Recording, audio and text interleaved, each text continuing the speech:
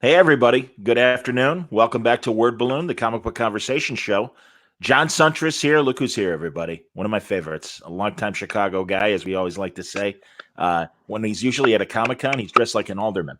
I always think he's like, ready to Okay, get shit I'll done. go with the alderman or an undertaker, depending on My mother used to say you look like an undertaker. But, No, we know with local politics, assemblyman in New York, but Chicago, it's alderman. Alderman get shit done. You need your garbage isn't being taken out. You call your alderman. that's When right. I have questions about the comic book business, I call my alderman, Sal Abbinanti. It's good to see you, buddy. Right, and in Chicago, there's not much difference between an undertaker and an alderman. You know, Hey man, that's who collects the votes when it's voting, election time and everything. The that's Undertaker right. tells you who's dead. That's So right. That's right. good to see you, man. You too, man. It's great to see you. You are like the fucking Perry Como of this thing. I see you on Facebook, and I'm like, I don't think there's anybody you haven't interviewed. My God, I'm waiting to see like you're like just plowing through this stuff, man. You are doing a lot of damage. It's great to see. Well, thank you, and I thank you for joining me today. And honestly, we're gonna have a fun conversation. But I'm very. I mean, this is a terrible situation. Everybody's home and doing this for 15 years. I know I can call on my friends and have a good conversation like we always do on Word Balloon. But I just kind of feel like people need to be entertained during this crazy time. So I thank you again for coming on. This is gonna be good. Well, anytime. I mean, it's. I have been thrown into.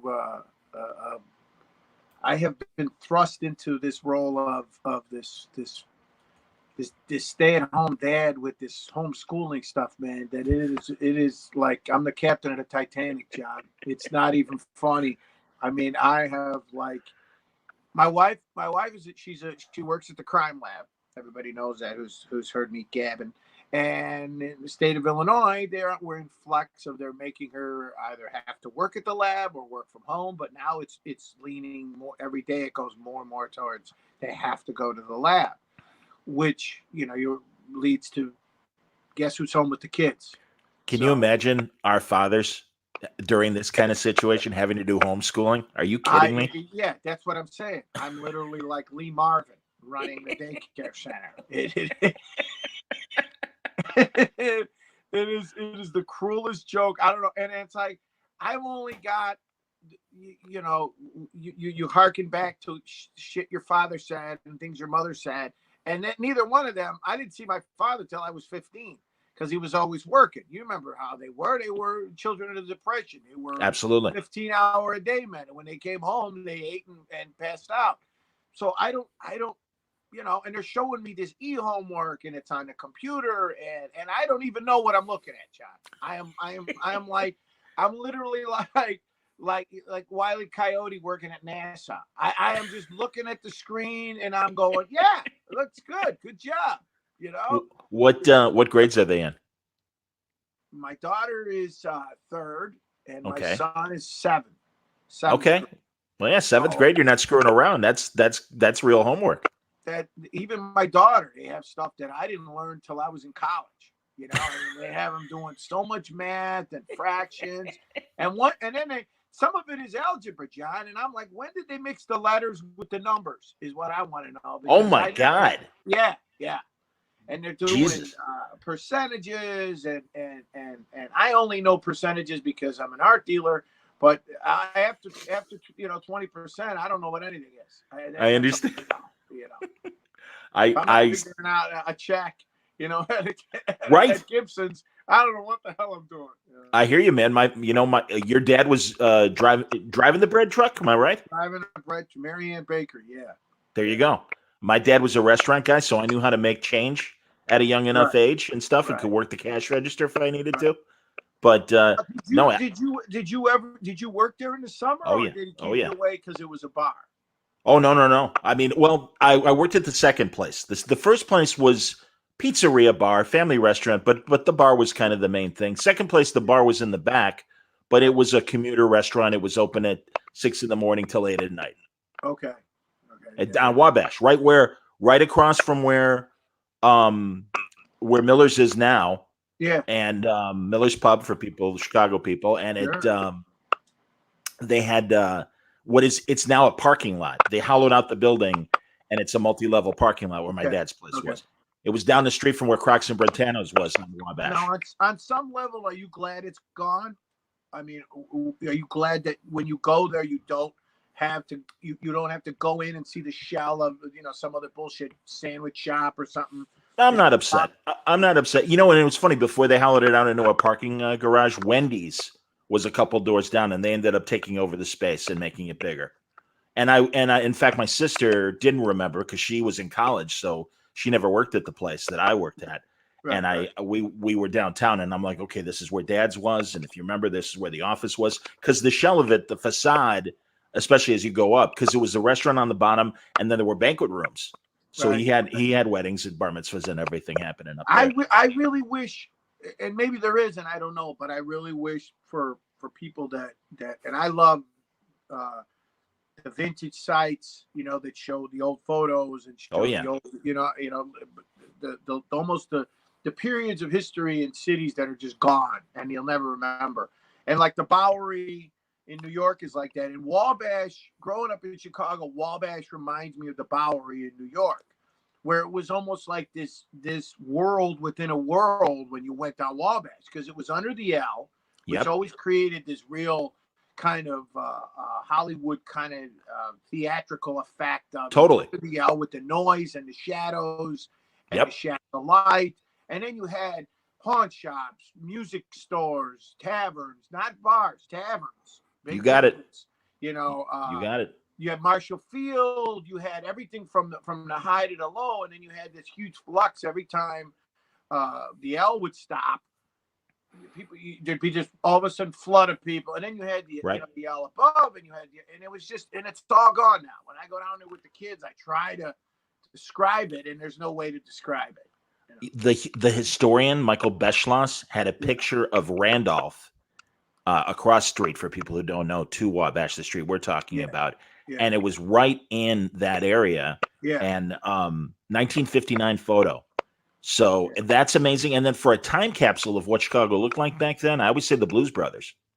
Yeah, well, I remember when I think of Randolph and Wabash, I remember they had amazing newsstands. Yep. In those days, you had one on Wabash, and if you look, one where it's that movie, it's Continental Divide with Dan Aykroyd, with Belushi, and he plays this Mike Royko character. Yep. And they shot a lot of it on Wabash. Oh yeah. And if you haven't seen it, you maybe check it out. Maybe you can see your dad's place is still there in the movie, because he's right at Randolph. He's right in that area. Yeah. And then I remember outside the cultural center on Randolph and Wabash, you had another, and he had, for the life of me, every comic that Marvel and DC put out at the time. I swear to God, this guy had over 100 titles every month you'd go there. So you were going to buy comics, he was your guy right outside the library. It's funny. There's only one newsstand like that left, and it's right by where the Hancock is on in Michigan. Yeah. And then there's one, and literally I think it's there just for tourists. And it's interesting because it has international magazines. I used to always pick up my favorite boxing British magazine there. Yeah. When I was working at the Hancock for the rock station. Right. So the Drive. Well, you could still get them under the L in those days. Yep. I mean, under the L for me at Thorndale was, was awesome, and at Argyle, and it was like you go on. The one at Argyle, when I got kicked out of Swift, I got bounced out of every grammar school that I was, in Chicago. So they kicked me out of Swift, and then they kicked me out of Pierce, and then they sent me to Gowdy, and Gowdy was was off of Argyle, right off of Foster, between Foster and Argyle. Okay. So they kicked me out of Gowdy, and they had to send me to this. It was called a Waiwa. It was this where they sent the American Indian kids, where they had, I don't know what it was. We had this almost like this satellite school in Chicago where the American Indian kids, they sent me there. So and it was right off of Argyle, and you went in there, and it was like you died and went to heaven if you were into comics. He had every comic book you could, and he had all the wrestling magazines back when the wrestling magazines still sure. Remember on the cover, the guy was bleeding. It would be, oh yeah. It would be, they were very graphic. or it would be Ernie Ladd would be on there, and you have Vern Gagne was Yes. almost a. Baron von Raschke with the claw. Baron von Raschke, with the Crusher, power ears, and the Crusher, and and my favorite Wahoo McDaniel. Sure. And only to Bobo later Brazil. find out that these. Yeah, okay, yeah. Only to find out later these guys were all football players. I never realized that. Oh, I didn't realize that either. They were ex-players. Yeah. Okay. Once their careers were over in football, Ernie Ladd was a big football player because I had no idea. Monster. And then Adonis, remember Adonis, and but that was part of it. You try to, and the reason I ask you about your dad's place is that we just went through. I'm at the time of my life where we sold my parents. We had to sell my parents the house we grew up in. My mother retired. Yeah. Oh yeah. So house, we always had the same house since 1961 on the north side. And then, that's it. Everybody's moved away and we had to sell it. And my wife, every time we're in the city, she's like, do you want to go see the old house? And it's gone to me. Okay. It's part of your life that's just without like your father's place. Without your dad, it's not the same. It's just it's an inanimate object kind of thing. For me, it's his first restaurant, which he had from the early 50s till 1978. And it was Bella's, and it was on Irving Park Road in Austin, right down the street from the Patio Theater, which the old timers called the Pay Show Theater, right? Like Ray Show. That's what they called it. And so he sold to Giordano's, and Giordano's is there, where my dad's place was. But it's pretty, and they have the same pizza oven and everything. They kind of remodeled it a little bit, and it doesn't bum me out. But I hear what you're saying. I totally hear what you're saying. I don't know. Sometimes you reminisce, and sometimes it's nice to run down memory lane, and then other times it's I don't know if it's counterproductive or not. But to me, I took one long last look at my mom's house. I had a long walkthrough, and then it's I'm done. I don't really need to go back. I mean, because all the neighbors are gone. I mean, remember when we were growing up, you had the same neighbors your whole life. I mean, we had the same neighbors that surrounded us from when I was a kid to when I was in high school. And now, my God, if you got the same neighbor for a week, it's a miracle. You're right. And my first comic books were down the street from my father's first place on Irving Park, and it was Vince's Barbershop. And I remember reading Gil Kane Green Lanterns, and I remember his art distinctly and all the different crazy Green Lanterns. Yeah. And I remember seeing Infantino's Flash back then, and this was the very end of the 12-cent comic era. Yeah. And I remember seeing Deadman there for the first time. Yeah. So it was, I have distinct memories of comic books in my dad's old restaurant neighborhood and stuff. Stoya's drugstore was mine. The Greek guy was he had druggists, and it was him and his wife, and he was right on the corner of Bryn Mawr on Broadway. That's beautiful. It was still the 20 centers. Okay, My allowance was $2, and I could get 10 comics. See, mine was 50. Mine was 50 cents, so I get 2 comics and a pack of baseball cards. But I had to throw the kitchen garbage, and when you signed up for throwing the kitchen garbage, you forget in Chicago when it's 20 below zero. And I had a lot of brothers and sisters, so we made you had to throw the kitchen garbage like every 20 minutes. And when I signed on for it, I had no idea it was going to be the most. And my mother made me throw the kitchen garbage like it was my job until the day I moved out. I mean, like, it was always, hey, it's your job. I'm like, it was grandfathered to me for the rest of my life to throw the kitchen garbage. and it was Stoya's, and they mostly had Marvel. He didn't order. It was Marvel. Interesting. And Harvey was all the Greek guy would order. Marvel and Harvey. Harvey Comics. Yeah. Oh yeah, Richie Rich. Sure, Casper. No, I knew. I just wanted to confirm Casper, that you were saying Harvey. Right. Because I'm a little louder than you. Forgive me. I didn't go for it, but see, Stoya's was trapped between St. Ita's, Swift, Sen, and the L. So if you didn't get there the day that the comics got there, all the superhero stuff was gone, except for Luke Cage, because I grew up in an Italian neighborhood where they didn't buy Luke Cage because, as my dad said, it was like, well, the colored guy got his own comic book. I didn't care, John. I loved Marvel. It could be anybody. I could care less. So I actually became a huge Luke Cage guy because Luke Cage was the only Marvel comic that was left. That's amazing. Well, Reggie Hudlin and I talked, the great director, made House Party and all that stuff. And we were talking about the Kung Fu craze. And I'm really good. There's a really great documentary on Netflix about how the Kung Fu craze melded with the urban experience and stuff. And you had all those great, I'm forgetting right now, but Jim Brown and yeah. No, absolutely. All those great actors that were doing kung fu, black actors that were doing kung fu. Yeah. And I'm like, Reggie, you were a black guy, I'm a white guy, and we're living Bruce Lee movies. I'm like, and we just loved them because they were cool. It didn't matter. The race didn't matter. We just thought he's like, I'm with you. Well, so yeah. The thing that people didn't grow up in that time when you and I did in late 60s, 70s, was that Bruce Lee was responsible for putting a kung fu studio literally on every street corner in America. I mean, it was unheard of. When I was a kid, all of a sudden you had kung fu. You didn't know the difference. You didn't care. You had kung fu. You had karate. You had judo. And in my neighborhood, right off of Bryn Mawr on the second floor, when you got on the L at Bryn Mawr, you could see the karate studio with the guys in it. And then once you went and saw Fist of Fury or Enter the Dragon, but I kid you not, in a 3-block radius of my house, there was at least 5 kung fu studios. I believe it. Because of Bruce Lee. I mean, it was not.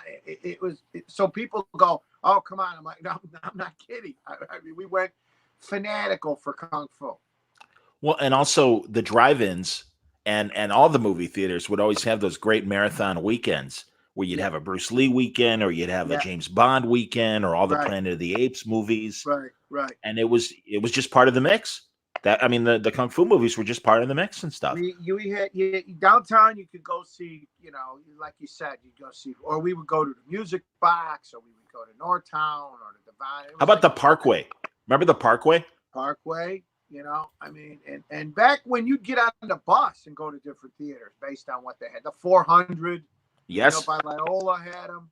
You had what was the State one Lake over on Clark, over by where the Affy Tapple factory was, the Esquire, or was it the 3 Penny on Lincoln or whatever, wasn't it? Lincoln and Fullerton, or the Northtown, or you had the Riviera. We had but we got in it right at the ass end of those glorious old theaters that were just becoming shitholes. The Granada and the Uptown, and we're just falling apart. But, the Godfather was at the Uptown for maybe 2 years. I mean, it was never not there, and it had the Riviera across the way, which was the second run. And then the Poseidon Adventure was at the Granada. So I would go to Larry's Comics and then go see the Poseidon Adventure, because Larry's Comics. Up the back of the Granada, they didn't care, John, to the point where just to air it out, they would leave the exit doors in the back open to get air, and we would just walk right in. And so I must have seen the Poseidon Adventure about 150 times. It's outstanding, man. You'd come out of there like Barabbas in the salt mines at the end of the night, because you would have been in the theater so long that when you saw light, you were like, you had to squint for the next like a vampire. 2 hours. Yeah, because you would watch them over and over and over again. At the Bryn Mawr was the same way. You're killing me, man. That's fantastic. Well, I also wanted to talk about comics. First of all, I want to point out, Sal, because some people that listen to podcasts, they know you from your gift of gab, and some people know you as Alex Ross's art dealer, and of course, and I'm going to show it right now, people may or may not know that you were the physical model for Alex's Captain Marvel Shazam. That was a couple of chins ago. That was. Now, I've heard this, and I want this confirmed. Not only would you obviously be, doing the poses and stuff like that, but Alex had costumes, right? Yeah, no, Alex, he was. We met through multiple friends. We had similar friends at Haley's Comics over on Lincoln Avenue, Lincoln and Belmont at the time.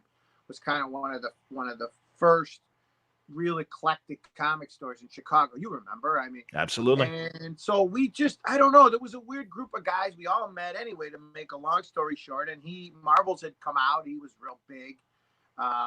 It had not finished, but it was out. And then he was working on Kingdom Come at the time. And he was asking, he uses, as everybody knows, Alex uses a lot of reference. For the folds of the material, for the shadows, for the he's a purist when it comes to wanting to get things to look away. He wants them to look as realistic as possible. Sure. So he was picking out, and then he asked me, and I only knew him as like we were an acquaintance. We both worked at Leo Burnett, different parts of Leo Burnett advertising, because Alex was a storyboard artist and so was I. And we just start talking, and we realized we knew a lot of the same people. So he said, "Hey, what do you think of Captain Marvel?" And I thought it was, I never liked Captain Marvel because I thought it was the Elvis Presley costume, with the short cape and the sash and I only remember Captain Marvel from the reprints that DC did and from the Saturday morning, So, but he said, "Hey, listen, would you be, willing to pose for me for Captain?" And I said, "Well, sure." Everybody else was helping him, Tony Akins, I know, did like Tony faces. Akins did, Buzz did. Oh, that's a lot of right. friends of ours did. My brother-in-law Ken was Red Robin. And Holly, and I forget Holly's last name, but Barry Crane's wife, Holly, was, I know, she was Gwen Stacy. Yeah. You had Frank Casey was a guy that worked at Leo Burnett with Superman. You had Alex posed it was a Spectre. His father obviously was Norm McKay. So yes. It was kind of a labor of love. And when you saw the enthusiasm and how what a true artist he was he was meticulous with, I said, sure. Now, I had no idea when I went over there, he had a costume that I had to wear. So I was like, okay, it was a little weird. It was like a stag film. I thought that maybe the neighbors might think that we're shooting, something that, might come back to haunt me later on. But I was like, okay. And I didn't, John, it made no sense to me because I was never a photo, I never was a photo guy when it came to reference and things like that, and I said, okay, sure. And I posed for Kingdom Come and wore this little costume. It was kind of open in the back because he kind of made it himself. He made his own costume back in the day. Wow. And then he had a gal that he would use seamstress kind of help him. And then when we did Power of Hope, the Treasury. Right, the big giant oversized, yes. He had full-blown costumes made by then. I had 2 different costumes I had to wear, the boots and everything. I had the whole yellow. And it was, we were shooting, but he would show you storyboards. Okay. Alex has these thumbnails of each page that I laugh at because when he says thumbnails, you think of, stickman.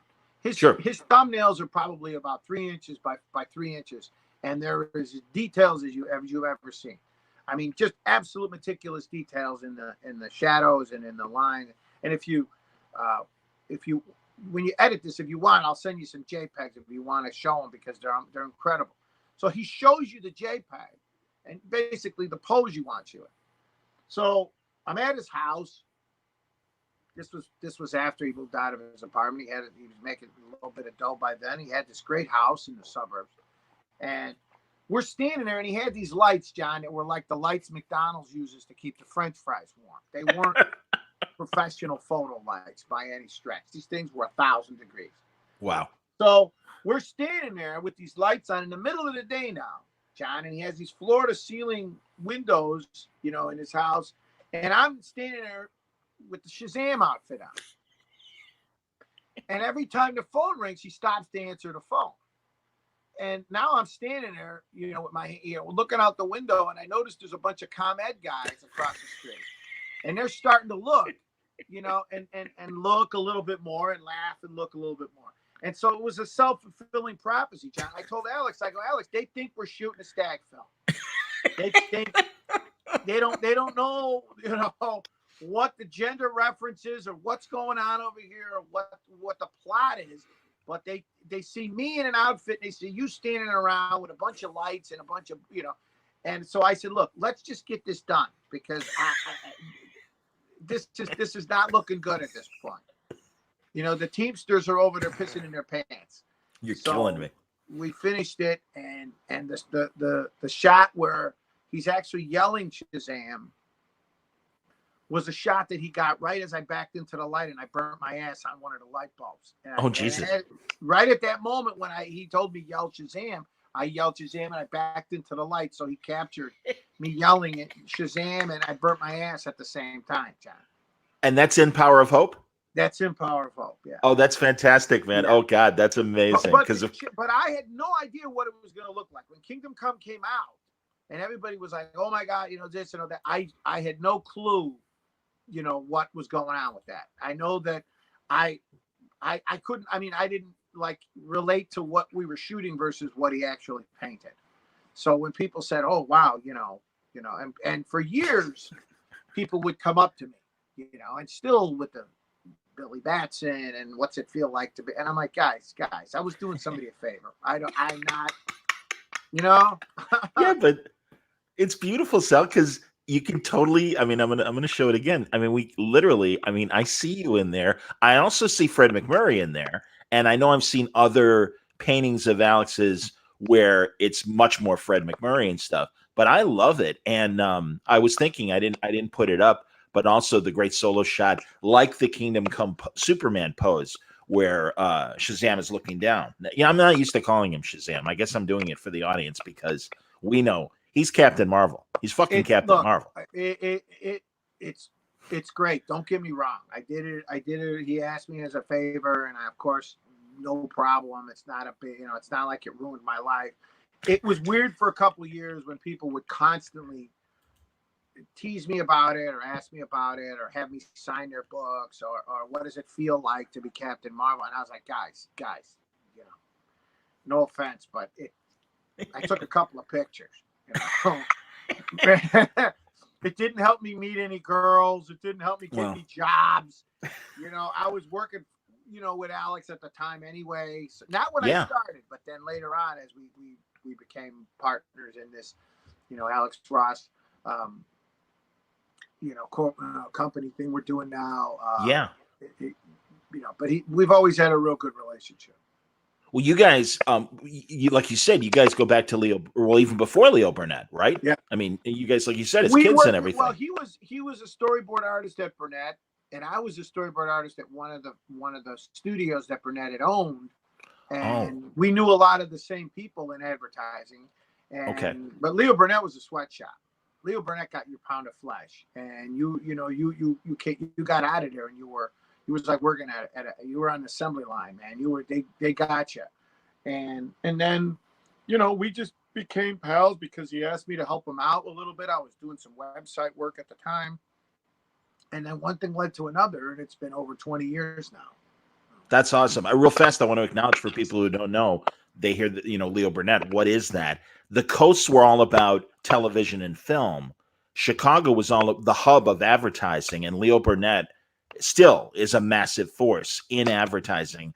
But you were there. There's always like Mad Men and stuff like that. But you guys were there in the 90s, and that was a big deal. It was a really big deal. It was there when they had the entire McDonald's account, and they had Marlboro, and they had Miller Lite, and they were like in Chicago back in the day was the catalog capital of America. The internet killed all that because everybody went Sears, to Spiegel, SNH green stamps. Yeah. You're right. You're absolutely right about all that. And it was just it was a city of photography because there were so many photographers, commercial photographers downtown, and labs and all these other businesses that kind of fed off of the advertising agencies back when everything was key line and paste up. You pasted it up with, there was no computers. There was nothing was digital. Everything was rubber cement, and key lining was old school. And I learned a lot. You learn mostly how to be fast. You learn how they don't want to hear your bullshit if it's late. They don't care why it's not there. They don't want to know about your girlfriend walked out, or you got a fissure. They don't care. They want to know where the hell where the job is, and you learn how to use, the alcohol markers back in the day, or they had the alcohol in them where they had that smell. Sure. You use them enough, you get high. So I understand, man. So, when you guys were working together, had Alex already started doing Now Comics? Because, and I've said this, my awareness of Alex started when he did Terminator. Terminator Burning Earth, because my Yeah. bank had Now Comics account, and I Yeah. was in the customer service thing where I would process the deposit checks they were getting. And I knew they were a comic book company, and it's like Terminator, Burning Earth, Terminator, but in the memo of the checks. And I'm like, what is this book? And then I discovered what it was. That's where I saw his art.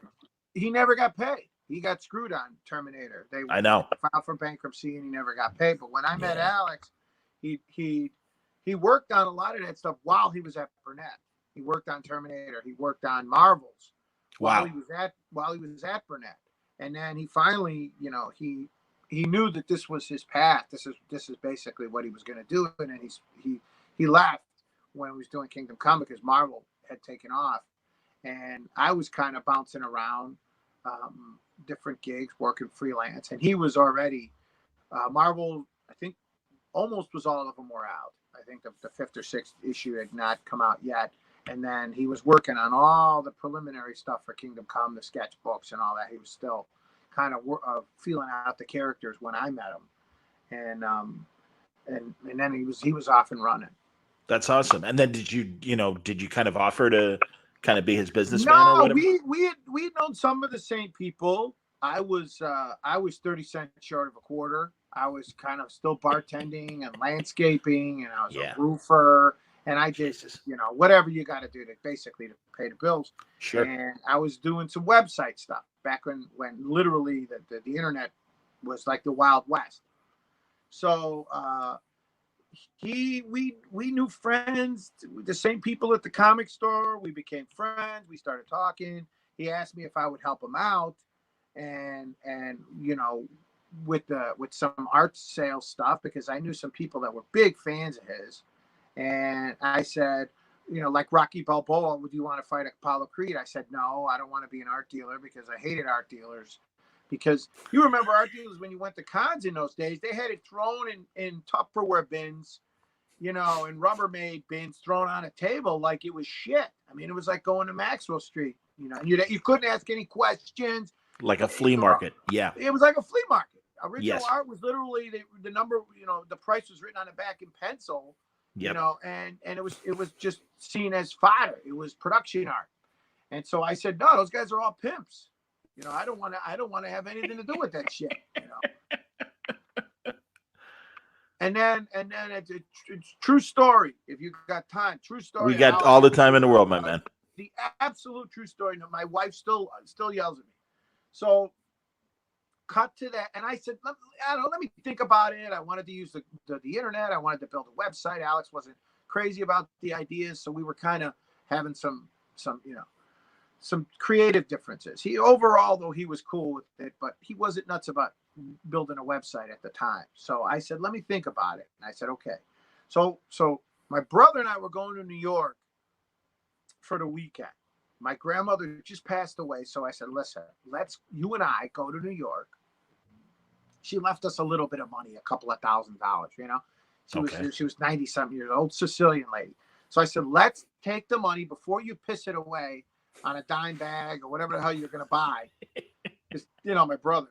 And storm windows, or he'll go buy a Harley. That's the kind of guy, I'll go buy a ham, Sure. Honey baked ham was having a sale, whatever. So we go to New York in June. 1,000 degrees, John, as only New York Junes are. They're like, shaking hands with the devil when you go to New York. Absolutely. Yep. So Alex goes to me. He goes, hey, listen, they're going to have Sotheby's is auctioning off the originals from War on Crime. Will you, would you go to the auction? And I said, no. I said, I'm going to be in New York with my brother, scratching our ass, walking around and eating pastrami, and So he says, okay, well, look, if you can go, because I want to see how it does. So I said, okay. Now, is this a Punisher War on Crime cover that he No, did? this was Batman War on Crime, the second Treasury. The second Treasury book he did by then. Because this by then, we were friends. We were working together. Okay, okay. That was the name of the Batman one of those Treasury Edition things. Okay, now I'm with you. Go on. This was after 2000. It was right around. Okay. Wow. So I said no, because I'm too important, John. I'm working at Triples over at Kelsey's on Halstead. Cleaning up green vomit on St. Patrick's Day, working Triples. Why do I want to help Alex Ross? I'm too important, I'm the Great Gatsby. What the hell am I doing? So, I'm Leonardo DiCaprio and Titanic on the front of the boat. What am I doing? So we get up in the morning. I told my brother, I go, look, if we're going to go out today, let's go to the Brooklyn Bridge. Because in the center of the Brooklyn Bridge, they got that great path you walk down. You walk down. It's one of the only bridges in the world that's got a path right down the center of it, this boardwalk. I go, I want to take you across the Brooklyn Bridge. So he said, but we got to get up early. So we get up, 1,000 degrees. I go, I'm going to go downstairs, get some coffee, meet me in front of the hotel. 20 minutes later, my asshole brother comes down. He's got cowboy boots on, John, up to his knee. Back when remember those, he's with the pants tucked in. I don't know who he thought he was. He thought he was Charles Bronson or Sonny Chiba. I don't know who he thought he was. So I said, hey, asshole, what are you going to do with that outfit? It's 1,000 degrees out. Go right there to the corner and buy yourself a shirt or something else. So he said, no, don't worry about that. Anyway, we get in the cab. The cab driver pulls away. My asshole brother spills the coffee all over. Oh, God. Okay? So the rest of the cab right now, he's pissed at the driver. He did it on purpose, according to my brother. He's calling the driver every name you could possibly think of. He did it on purpose. This is bullshit. And I said, Tony, just shut up. The guy, he can hear you. And he said, oh, I don't care. This and that. Who does he do? So finally, the driver, to his credit, had enough of both of us. I was laughing my ass off because I couldn't wait for my brother's 5 foot nothing. You got to remember now, my brother Tony. I love him, but you tease him, he'll give you an overhand right to the balls. My brother.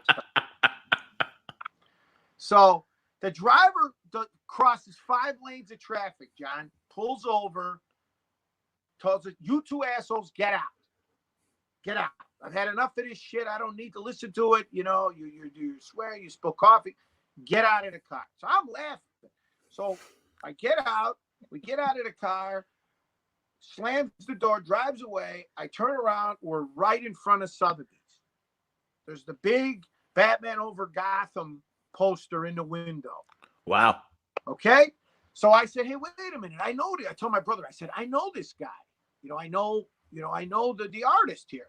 I said, and I know these art openings are there's usually a lot of chicks, wine, cheese. It's one of those foo-foo New York things. It's like an Andy Warhol movie. We go in, it's gonna be like that scene where they got high in Midnight Cowboy. Where he's like load up on the salami, is what it was like. With the guy with the hair and the whole McGill. So where he meets, was it Suzanne Plachette and whatever. Okay, I'm with you. So I said, let's go in. If nothing else, it's air conditioned. Because it's still like the surface of the sun out here. So we go in. John, this stuff starts going for crazy money. The Sotheby's, the Alex's War on Crime, that's where the Batman over Gotham piece went for like $70,000. So wow. I'm sitting there and I'm on the outside looking in at this point. I'm the guy who said, no, I don't want to fight Apollo Creed. I'm still working, I'm the collector working on the docks. Absolutely. So I'm sitting there and I'm listening to how this auction goes, and I'm thinking to myself, like the light goes on. You have one of those come to Jesus moments where you go, "What the fuck am I doing? I'm too important, or I'm too busy, and I'm thinking, what's 20% of $70,000? I'm going, how many St. Patrick's days, I got to work, cleaning up green vomit and throwing out drunks, at the Yeah. and refilling coolers at 3 o'clock in the morning and eating at Whistler's, on Lincoln, to come Yes, up. they do. So I called him right there. I go, Alex, I think we can work together. I think if we come, we can have a meeting of the minds. And I never looked back. And that was 20 years ago.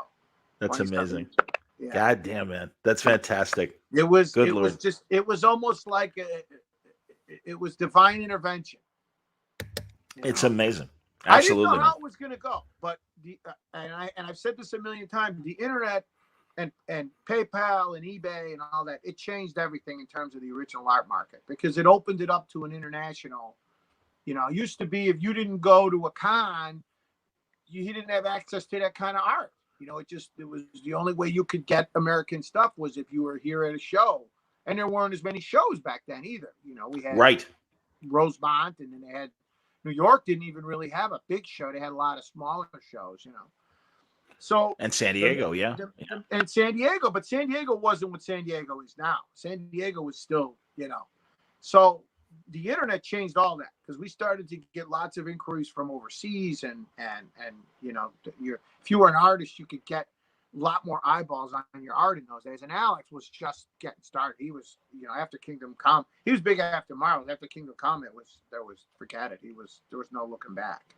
It's been amazing to see the progress of Alex Ross Art, the business, since I've known you, and talking about the conventions and stuff. And I'm sorry that I didn't think of grabbing photos of you at what is now when people go to the conventions, when they will eventually go back to the conventions. Who knows when that will be. But you've really turned things from a table and various posters to really this mini gallery when you set up. And it really is a full-blown kind of like oasis of an art gallery in the midst of a comic convention and stuff. And you've got a version of it in New York and a version of it that you do in San Diego and stuff. And it's a big deal. And again, it really does represent the fact that Alex is international now and he's such a hardworking guy. I mean, there's it's an overdone cliche with a lot of guys, but he never stops. He's never stopped working. He never rests on. He's just an absolute killer when it comes to this. He's never content. He's always looking for the next. And he's the only artist I ever met who when I put it to him once, I said, hey, look, I had lots of plan Bs. I had plan B, C, D, E, and prison.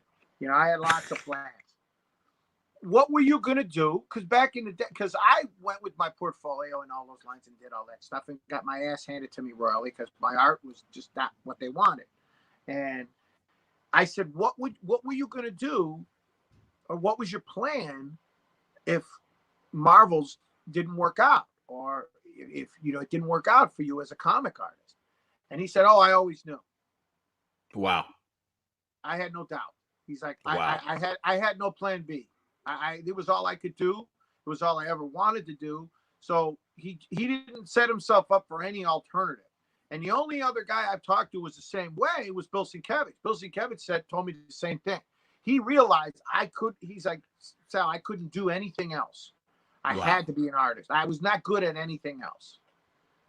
So Alex had that kind of conviction, from the minute I met him. He was like, this was it for him. This was all. He was like the Terminator, man. It was all he knew.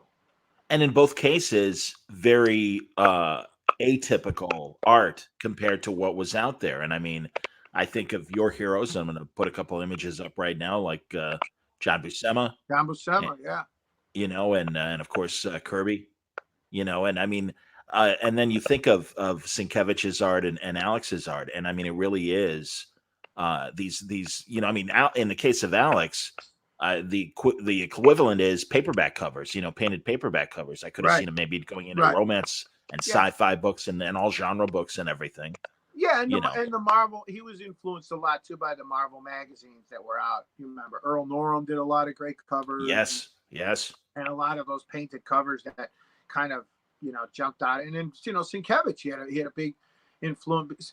Bill had a big influence on Alex, but he That's was cool. just it was just this singular focus of when people are always like, oh, this guy's the next Alex Ross, that guy. And I'm like, that's fine, guys, but I hope you're going to be ready to work a lot, because this guy works a lot. This guy is like, doesn't take time off for bullshit. He's always working. And the other thing is just a tremendous love for this, for the legacy of this stuff. He's a huge fan of the Marvel Mania periods and Kirby, and he's a student of it, and he reveres these guys.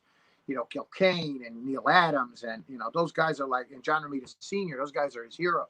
So he's like, this is his thing. While you and I were out scratching our ass drinking beer and getting crabs, he was painting. Well, you told me, and really, I want to get to your art in a second, but you told me that so one of the most amazing things that he's done in the last few years was the Blu-ray covers for the classic Universal movies.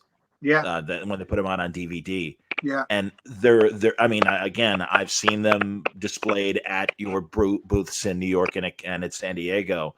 And he knocked those out. It's funny because it's Memorial Day weekend. Wasn't it a Memorial Day weekend when he knocked all those out? Memorial Day weekend, yeah. He finished the set of them over Memorial Day weekend, where he's like, you got to come and get these. And I said, which ones? And he said, all of them. And I said, okay.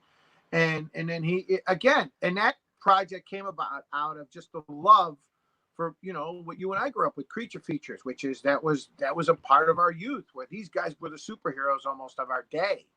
Those guys, when you went and watched the monster movies on here on Channel 9 in Chicago, but WGN. Sure, yeah. Alex grew up in Texas. I'm sure they were syndicated. It was the same way. Oh yeah. But that was a lot of the stuff that was kind of brought about, or the idea was initiated by just, he wanted to paint something that he loved, or that he cared about, or that he had some kind of emotional leverage towards. The Beatles stuff we did was just because he's such a huge Beatles guy. Even the Monkees, where we're doing the Monkees, and now we're doing David Bowie, and it's just, again, these are just things that he has a love for. And it's hard sometimes when we have to turn stuff down, but it's usually just based off of I got nothing for that. I it's not about money with Alex. It's about, does he love it? Is there something he feels he could do cool with it? And then it's like a kind of a path in that direction. I hear you, man. And again, no, it comes through in the stuff, because he clearly loves it. Now, again, you've said this before. You had your comic Atomica and your character, which is a great idea. Refresh people's memories of what Atomica was. Atomica was, God, it's been a long time. It's been maybe 15 years now that I did Atomica, and he was just brought about by he's the god of the 20th century, which is there's no religion is kind of dead, and technology has become our god. And Atomica came about out of desperation. I couldn't get hired. Nobody would hire me. Marvel wouldn't hire me. DC wouldn't hire me. I started to get into arguments and physical confrontations in portfolio reviews, because I didn't particularly care for the guys that were doing the reviews. And then you realize, look, if you really want to do this, you got to, you at some point, whether it's, to me, it's all connected: art, music, writing, architecture, dance. It's all art. Even with you do, it's it's a creative flow, and that creative flow. Yes. And at some point, like what you're doing, you did it professionally, but you were good enough to do it professionally. You didn't have a style that fell outside of what people could tolerate. My stuff was, it was too eclectic for what I got. But at some point, you got to face the reality. I'm not getting hired. They could compliment you all day long, but if they don't, if the girl keeps kissing you goodnight, at some point you got to go, all right, this ain't going anywhere. I got to get the hell out of here. So Atomica was more just, I said, I got to put out my own book. And that's kind of where I'm at even now, where I gave up on those portfolio lines and getting work at Marvel, I understand. Well, I'm going to show people some examples, and you'll forgive me, Sal, because I picked DC and Marvel characters to show. I'm going to show first. Here's a Captain Cold that you did, and I'm going to take down the banners so people can kind of really see it. There it is. Yeah, that Uh, was those are sketch of the day things. When I sit and watch the kids, and you can't really get at the board, I started to just need to keep my chops up. So I started to Buzz kind of created the idea of sketch of the day when my son was born, and I was okay. watching Law and Order marathons at 3 in the morning while I was changing diapers. So I'd sit down and just, you know, grab Sharpies. Well, that's a great one. And I'm eventually going to get to a project that I think you're currently working on. But I know. Again, as a John Buscema fan and everything, here's the Surfer. That's a nice one.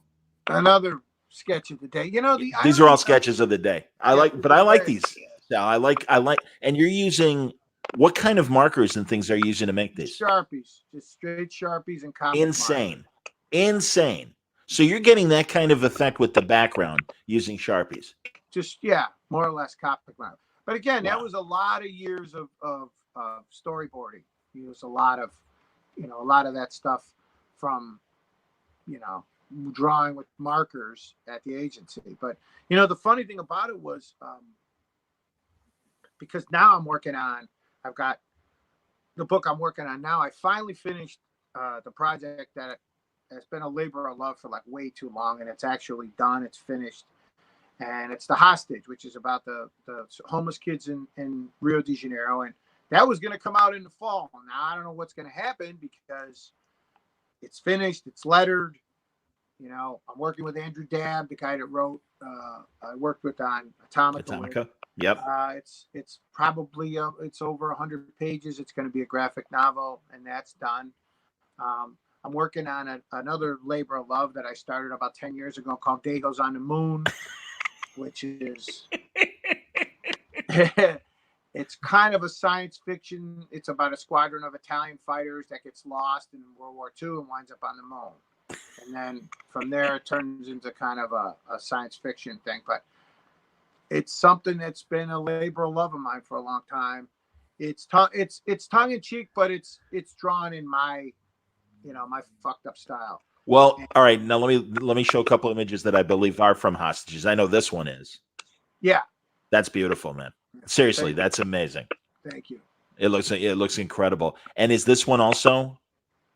That's kind of that's more like a study of the kids, where I was kind of, I spent some time in Rio when I was in college with my roommate in college was from Rio de Janeiro, and he invited me to come home with him for Christmas, and I was shocked.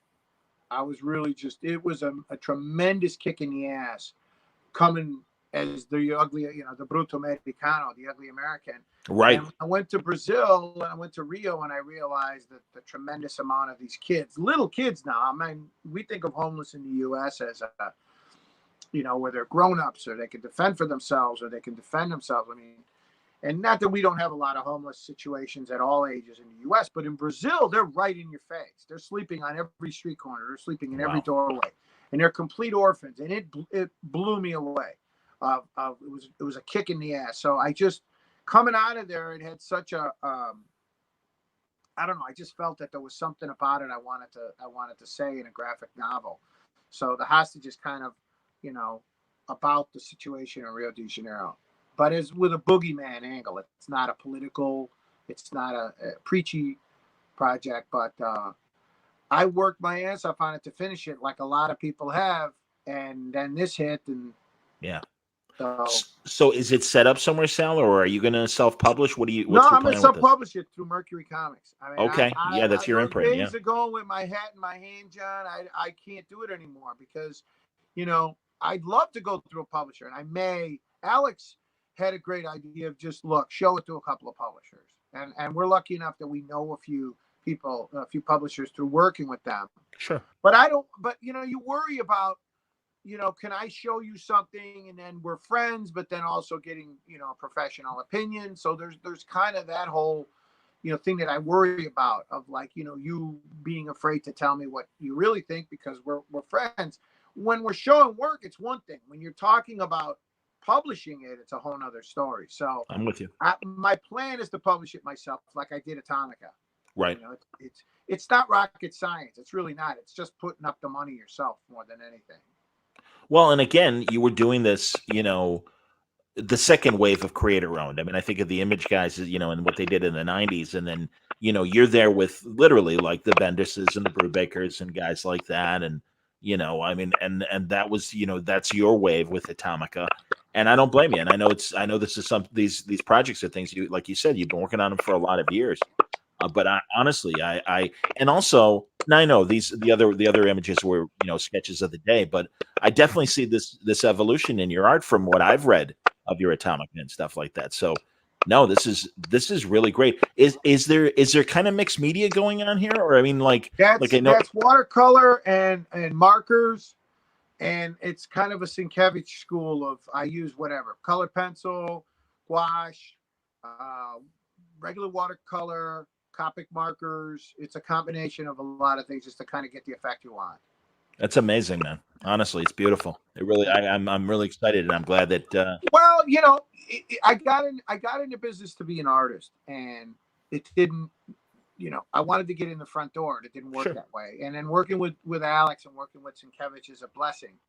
But it's still at some point, how it is. You as a creator, if you don't have that creative outlet, you get stonado. There's something wrong with you. You start to get, Yeah. there's a chemical thing going on there.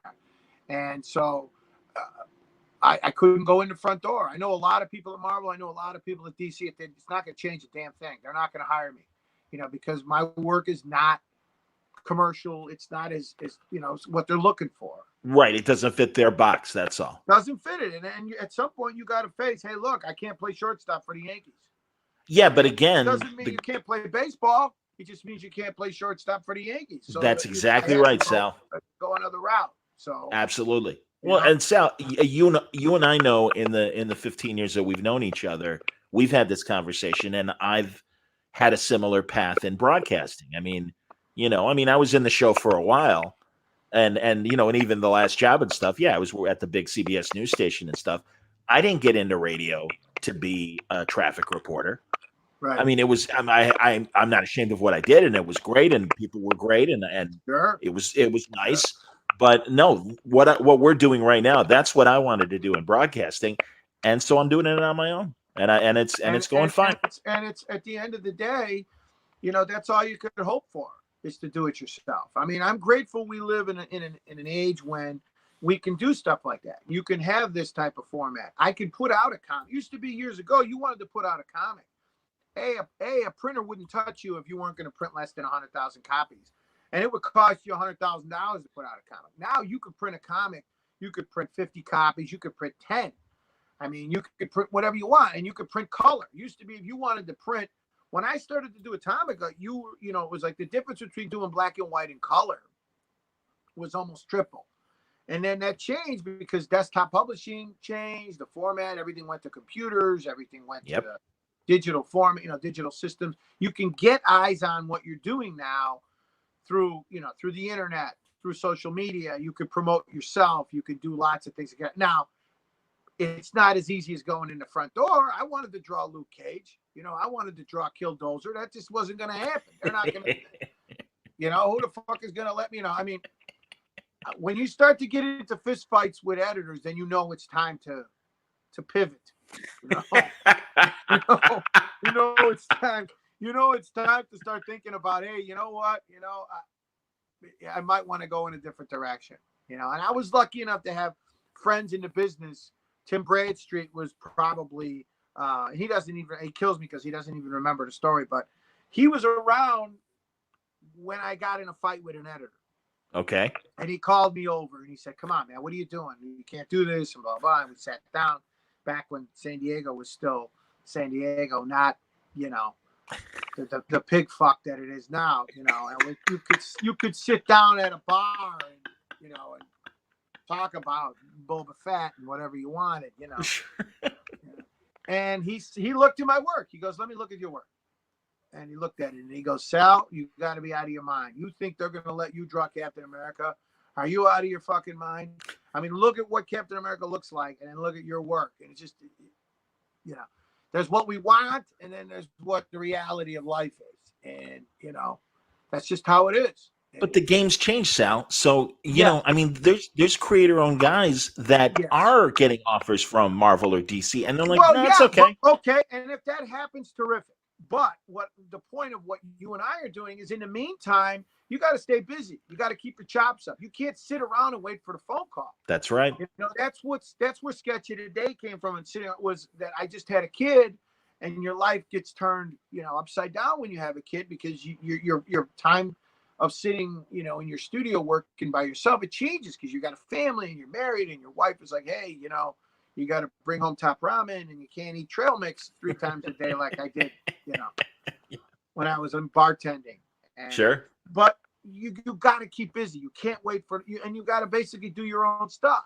And it's important to do your own stuff, because at the end of the day, the alternative is to just do nothing and to blame people for your failure. And I didn't want to be one of those assholes that said, "Oh, Marvel sucks. They don't like my work." Well, right. Or DC they don't see it, my vision, and I'm like, nah, that's bullshit. You got to eventually just say, you know what? Fuck it. Let me take my stuff and go over here and do my own stuff. Yeah. But again, that realization, and really, Sal, you and I are of the generation where the top of the mountain was working for DC and Marvel, but now it's changed. Now it's changed. Well, see, as an artist too, you know how it is, John. You wanted to work for the big radios companies and TV, absolutely. Deep down, subconsciously, there's a validation in that. Of course. Yes, I am professional, or I'm good enough to be a pro. You Yep. were a pro. You were accepted as a pro. In fact, I knew you on the radio before I knew you personally. I used to listen to sports radio, and I remember when you chimed in, and it was a seamless flow of, yeah, this guy sounds like he belongs on the radio.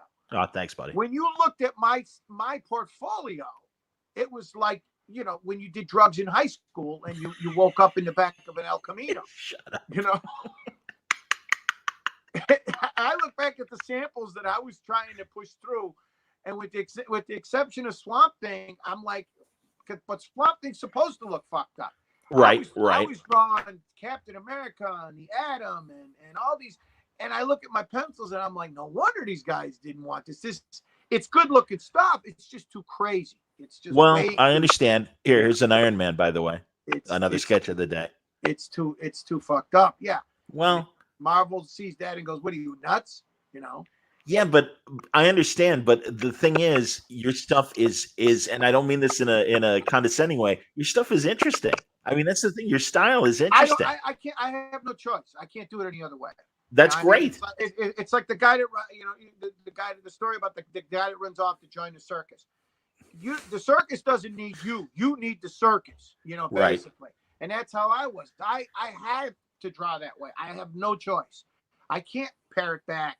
And and when I was trying to get in, Jim Lee was hot, and Silvestri, and Liefeld, and those guys, they were selling like crazy, and McFarlane.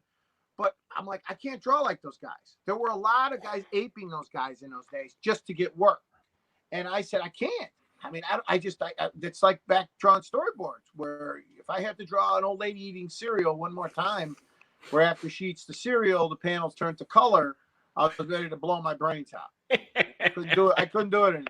No, my man, I hear you, and you're very nice to say what you did about my radio stuff. Well, I was a foot soldier. I was a foot soldier, Sal. I mean, I really was. I mean, But you see, that's okay, because you are who you are based on that experience. You've been there, you saw it. I don't think John would be the John had he not gone through that. I was a bartender for 12 years, and I learned a hell of a lot about human nature and people and bullshit. Yes.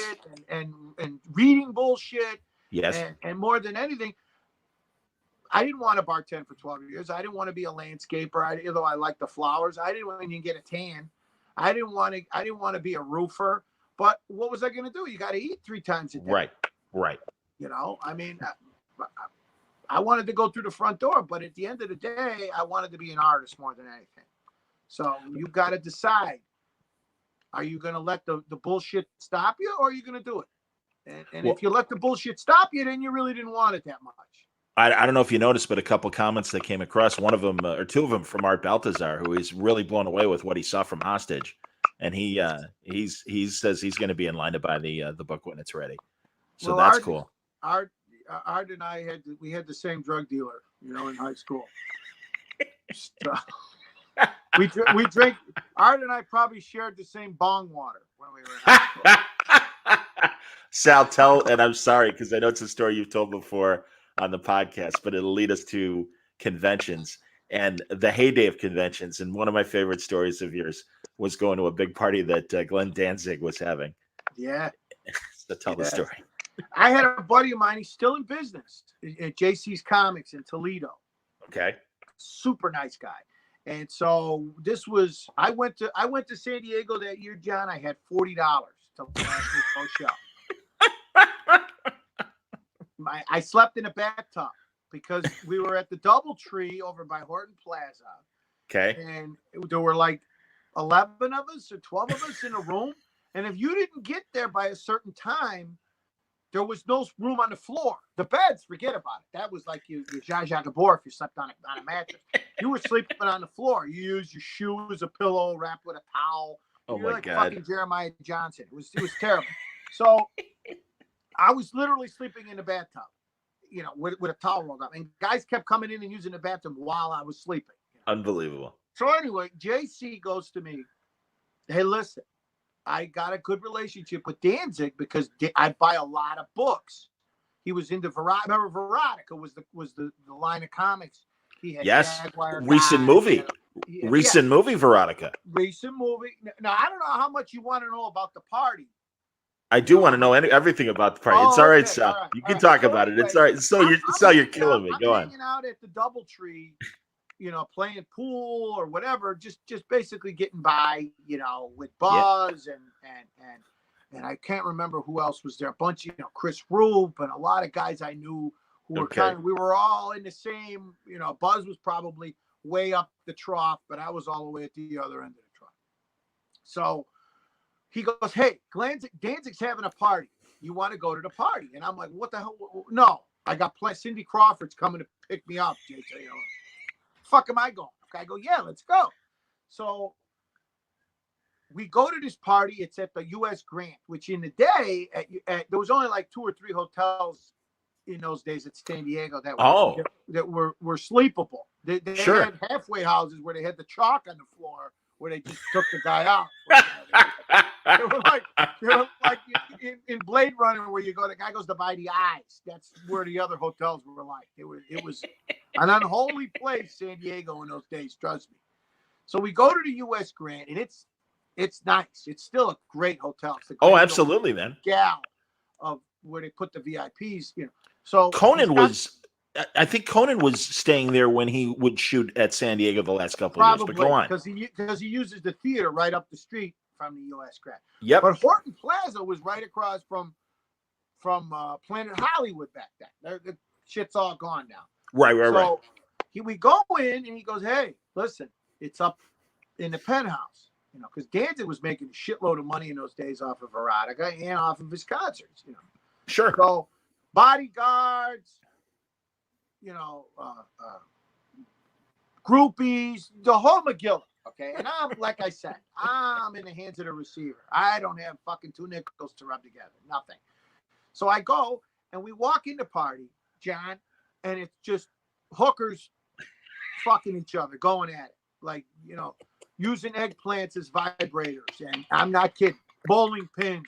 I saw a girl on a table getting fucked by a bowling pin and an eggplant. I mean, this was like Caligula.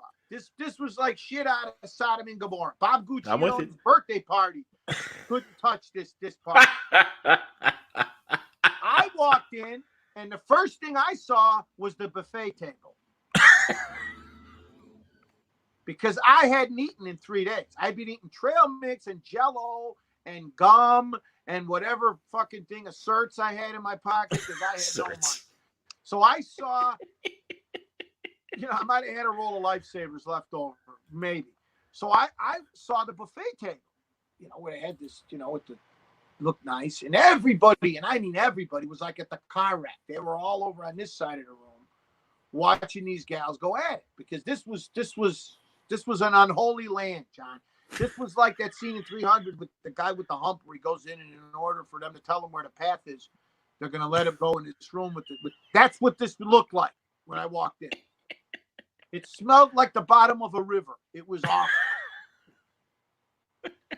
So I said, fuck this. I said, there's just way too much penicillin between that and me getting home normal, you know. So I went over to the buffet table. There was nobody there. There's cheese and there's, you know, and I was like, oh my God, I haven't seen that much, you know, real food in days. Standing there, loading up the plate. I'm like Dustin Hoffman at Midnight Cowboy, loading up the fucking plate. Turn to my left, Frank Frazetta. Wow. Because Danzig was using a lot of his classic paintings as covers of his books for Veronica, Jaguar God, and a lot of those. They were just basically taking Frazetta paintings and they were making characters around some of the existing Frazetta images. My hand to God, and he goes, "So you're not going to partake in the debauchery?" And and I could, and it's like I didn't have much to say. This was pre-stroke Frazetta, so he was like, you know, this guy was like Robert Mitchum. He was buff and he was still Frazetta. He wasn't I'm with you. Up. And yeah. He was like, I swear to you, he was like talking to fucking Montgomery Clift, you know, and I was like, oh my God. And he's asking me why I didn't go over to look at the debauchery, you know, to look at these women getting picked up like six packs, you know, over in the corner. And I said, well, you know, it's not my cup of tea. And there's the buffet and this and that. And he goes, yeah, you know, and me either. And I swear to God, John, I turn around the other way. And he was like Batman. He was gone. I don't know where the fuck he went. I don't know if he went into the ceiling. I don't know if he jumped out the window. And it was like he was gone. And then it was like I was just like standing there and I'm going, did I just have a conversation with Frazetta? You know, because the room was full of incense and they were doing absinthe. And this was bad, John. This was not Sodom and Gomorrah. This was like Abby Hoffman was sitting over there, and you know, it was like a fucking crumb drawing.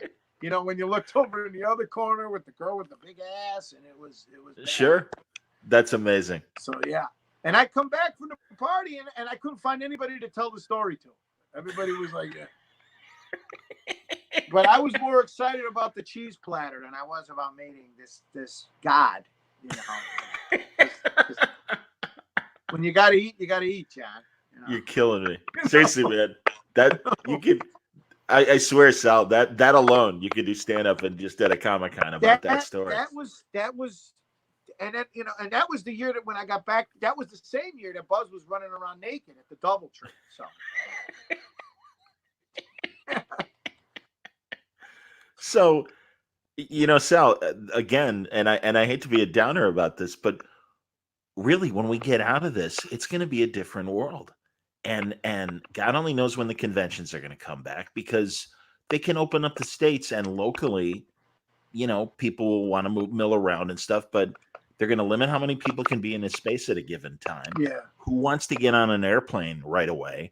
Well, you know, John, it's kind of like we can't live in the past. We can't even live in the future because we don't know what it is. We got to live right now.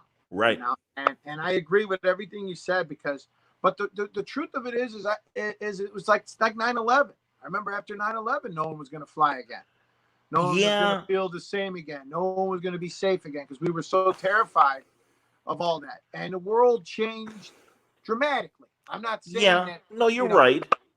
But my point about 9/11 is it's just going to take a long time. It's just going to take time. And I mean, I have faith in the science that eventually they will find a vaccine for this because there are a lot of smart people.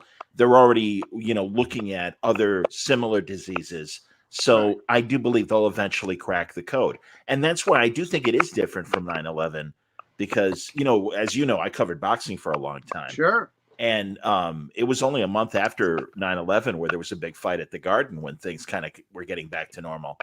and I was working at Sporting News Radio, and they're like, "Are you okay to fly?" And I said, "Well, yeah."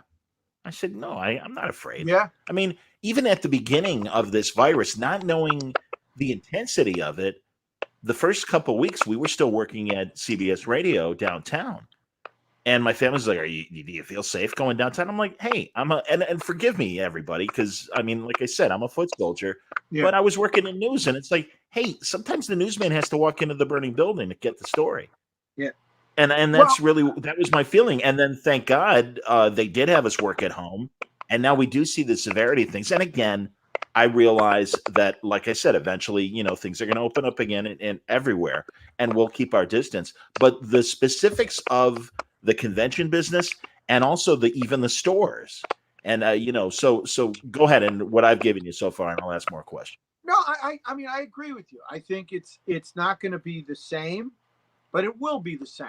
It's going to take a little bit of confidence. I think once people still want to go to San Diego, let's face it, people go to cons because we love it.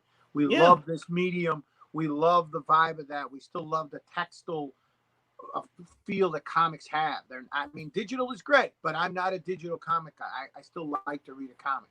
It's kind of the type of thing that when people start, and it's going to take a little leap of faith too for a lot of people. It was like that flying. It was like that going into crowd. It was like that going overseas where, you got to get back on an airplane. I think Right. for certain people, it's going to be different. It's going to be harder. But I think, look how much everything changes. Look at where we were 2 months ago. I mean, look at pictures of what you were doing 2 months ago. And I think this stuff is changing so fast, so radically fast, that for us to say what Comic-Con is going to look like in 2021 is kind of like, I think if we've learned anything is that shit can change like that on a dime for the bad, and it can also change, for the better. So I think the most important thing is to keep a positive attitude, because I think we're going to come out of this. I really do. Oh, yeah. Sure. But is it going to change? Oh, absolutely. I mean, a lot of people, I think you're going to see a lot of people that are never going to go back to work, and they're going to work from home. I think a lot of companies are discovering, hey, if we don't have to pay for all that real estate, for office space, and for the commute, and for going to, like my wife's even discovering that the state of Illinois, they're discovering how many employees can work from home. They can do stuff from home. A lot of doctors are discovering they could still open their offices without you physically having to go to their office. So I think a lot of it, going into 2020, I think 2021, I think the world is kind of like with wars. There's going to be jumps in technology based on, okay, we're not going to go back to the old way because this way saves money. Most of the big advances in technology and advances in our culture always happen for two reasons. Because A, big companies figure, hey, we could save a lot of fucking money doing it this way. And B, you look at what the plagues of the last, I was watching, one of those History Channel things, and they were talking about the last couple of plagues and what the world was like after. And we got a lot of good things out of it. You got plumbing, you got sewage systems, and you got paved streets, and they had to clean up the horse shit, and they had to clean up the literally stuff. You know what I mean? There was a lot. So coming out of this, hopefully we'll learn that, hey, man, the next time some shit like this, somebody rings the bell, we will take it seriously. We won't just slough it off to, that only happens overseas. It never happens here in the U.S. I mean, I agree with you that, like, when I hear them talk about the potential of, they're still going to do New York in October. Reed is still planning on, as if they haven't canceled New York yet. Right. Forget about the exhibitors. I don't have any clients that are going to go. I don't know. That's the thing, I don't want to go walk into the Javits in October. Right.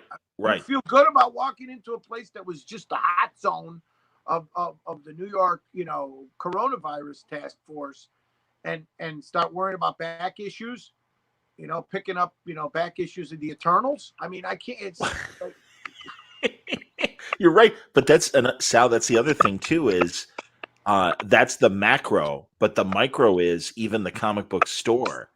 And think of how that's going to be a different experience, because can we browse?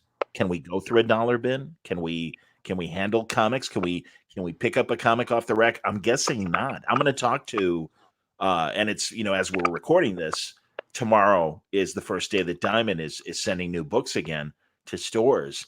And I'm going to talk to a couple retailers probably next week to just kind of gauge, what the experience is. And I think I'll probably talk to Mark over at Ayak Comics in Harrison. I'll also talk to a guy that I know in Wisconsin, which is a state that has opened up again. And I want to hear after he's, had the full week of getting new books from Diamond, what his experience at his store is and everything and how he's handling it. Because I know that a lot of businesses, it's an individual choice. But it also, thinking back to the beginning of this conversation where we're talking about, some of the bars and the taverns and some of the mom and pop businesses that we used to experience and stuff. I don't know. I feel for those people because that really is the character of a lot of great cities. Yeah. And it's gonna change, and it's gonna be very interesting to see. Well, And I hope, John, I hope for the best. Unfortunately, look how much stuff, parts of your culture, parts of our culture, parts of your childhood, parts of the, everybody who's watching this that have gone away since you were a kid. Yes. They're gone. It's like they never existed. I mean, it's going to be the same with this. I mean, make no bones about it. There's going to be a lot of shit that never comes back. You're going to have a lot of mom and pop businesses or businesses that were already kind of on that cusp that were thinking about cashing in. That's right. Say, that's it. I'm done. I'm out of here. You're going to have a lot of businesses where it's going to be, these social distancing rules are going to be so expensive and going to cost them so much money to kind of adapt that it's just not going to be worth it. And unfortunately, they're going to have to go out of business or they're going to have to adapt and do something else. Yeah. Some businesses are going to turn into other businesses. Like look at Disney. I was watching what Disney, because everybody was kind of a little surprised that Disney was one of the first ones to the table to say, we're opening the park, the Magic Kingdom in Florida. Oh yeah. And the guy, what's his name? The not Iger, the new guy who basically took over. I know you're talking about. He just came out with that speech that he gave yesterday that basically said, if you come to Disney, you're responsible if you get coronavirus. We're not taking. You can't sue us, and Disney's not going to be responsible for you and your family if you come here and something happens. Sure. And I think because that's their lawyers telling them, hey guys, if a guy comes here with his family, which me as I got 2 kids, and I keep trying to remind, and I'm not saying that's you, John, but there's people that I need to talk off the ledge sometimes when I talk to them. And I keep trying, because they keep asking me, well, what are you going to do? How's it going? I'm like, guys, look, at the end of the day, I don't want to hear about John Suntress got sick. I don't want to hear about Julie Benson got sick or people we know and we care about that get coronavirus, because that's why we're doing all this shit. People seem to forget that when you get sick, man, then it's the real deal. Then all this bullshit takes on like a stinging reality. Now it's just financial, it's jobs, it's inconvenience, it's staying home, it's scratching your ass, it's e-learning, it's a lot, right? But John, you and I, we're in that zone where if we got this stuff, it's bad. And right now, I'm grateful that I don't know anybody that's got it, that's in the hospital, that you can't see, you can't go visit them, you can't send them, make them. So there's people that I see online that are at different, points of this driving them fucking crazy. Yeah. And I get there, I have my days.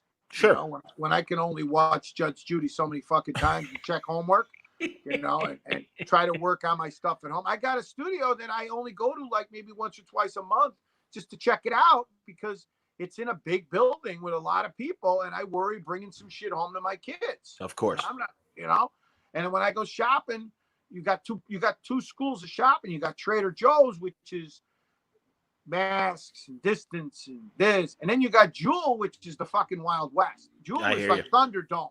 You walk in there and it's just like, have at it. You know what I mean? It's like Typhoid Mary. He's fucking right there, handing out sausages at the aisle. Master Blaster's ahead of you in line and stuff. He doesn't have a mask. He doesn't have gloves on, and he's spitting at you as you're talking. Who runs border town? You hear it when you're at fucking Jewel. You hear it on the intercom. So it's dangerous doing that shit. But I worry about my wife. I worry about my kids. I worry about Word Balloon. I worry about people that I care about. And I that's know. why you got to remind yourself that, guys, you don't want to fucking get sick, man. Yeah. You know? Yeah. Because I then hear you. then it takes on a whole nother reality of like, imagine you got somebody you care about and they're in a hospital and you can't go see them, and you got to hear about it, and then all the rhetoric and then all the politics. It reminds me a lot of, you remember the Nixon with the Vietnam, the Yeah. conflicts where they were fighting and there were clashes in the streets and there was a lot of Yes. rioting. That's Oh what yeah. this shit reminds me of. Yeah. Oh, absolutely, Sal. Absolutely. It's amplified the culture war to a point where it is very much like the late '60s and early '70s. 100%. No, I agree with you. And Well, let's end on some light shit. Because I noticed, and you and I are watching the same Turner Classic Movies and stuff. And yeah, I was totally with you the one week where they were doing all the New York movies, and I yeah, watched 110th across 110th Street for the 50th yeah, time, and I love that yeah, movie. yeah. And lately I've been enjoying. I think is it Mondays or Tuesdays? Maybe it's tonight where it's Edward G. Robinson night every week. Oh, yeah. So I much was good dying. stuff. There's a great Yeah, one that he made one that I had never seen before. Early '30s, after Little Caesar, and kind of a parody on the Little Caesar character. It was called Little Giant, and yeah, he's a Chicago bootlegger that tries to go straight and goes to the West Coast, yeah. and he's playing with the hoi polloi and all the rich people and stuff. And he gets into polo, and he wants to learn how to Okay. play polo. And at Yeah, at yeah. at the end of the movie, like the rich people try to screw him out of money, and he finds out he's being screwed. So he gets his old mob buddies to come back, and they're dumping rich guys' heads in a bathtub and stuff, and they're ridiculously violent. It's so great. It's so great. Early '30s kind of stuff. But the movie ends with the gangsters are playing polo, and they're shooting at the polo ball, and also they're beating each other with the polo Yeah. mallets as they're riding the Yeah. horses. I Great love that stuff. movie. It Yeah. was killing me. I So what have watched you? I watched an Edgar G. Robinson movie the other night. It was called Tiger Shark, where he's a tuna fisherman. Okay. Okay, and it was like, who the hell's idea was this to make Edgar G. Robinson a tuna fisherman in San Diego of all places? And they tried to shoot it on location in the '30s, and you couldn't hear anything. So I gave up on it after about a half an hour. But I was watching Natalie Wood the other night. We had fun with was it Fun with Dick and Jane with Elliot Gould? And, Oh yeah. I was Sure. watching that. And Diane Cannon. I forgot how that was. And how Did you good that see? was. Did you see on HBO the Natalie Wood documentary? Yeah, I was watching. That was really interesting. I thought it was really, really interesting. Well, no, I know. Your level of sports goes in and out, but if you watch The Last Dance, Oh, of course. okay. Oh, absolutely, Yeah, Sal. Because and for people who don't know, Sal knows.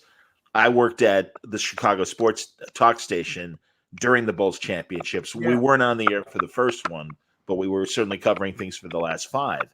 And oh God, that's a time capsule, man. And again, I wasn't even a reporter. I was a producer, an occasional weekend host, and like I say, in the great war of sports broadcasting, I was a foot soldier. I was an enlisted man. Yeah.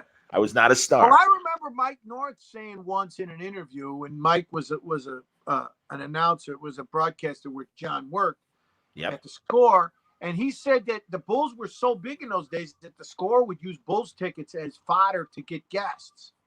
Like if you wanted to get a big guest, all you had to do was say, "Hey, we'll give you a couple of Bulls tickets." Right. Well, our station, we had a skybox at the United Center and at the stadium, and Rip Torn from the Larry Sanders Show, the great actor, he was in town doing a play at Goodman Theater, and the press release. We were sister stations with a rock station.